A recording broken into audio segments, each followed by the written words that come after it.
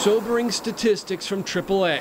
More than 1,000 people were killed in crashes involving teen drivers during what's known as the 100 Deadliest Days. Those findings from the organization's latest data collected back in 2016. And those deadly days are the period we're in right now, between Memorial Day and Labor Day. It averages out to 10 people killed every single day, which is a 14% increase compared to the rest of the year. Most of those teen crashes are caused by, you guessed it, distracted driving. Situations just like these playing out on roads all over the country and here in Hampton Roads.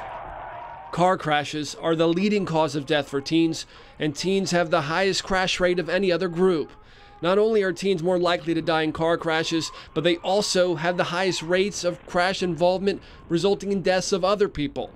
Another thing to keep in mind, 36% of vehicle deaths involving teen drivers happen between 9 p.m. and 5 a.m. AAA is hoping parents will educate their kids about risky driving behavior, especially during these summer months. We have a link with plenty of other information from the organization that's on our website at 13newsnow.com. Just click on this story. Reporting in Norfolk, I'm Philip Townsend.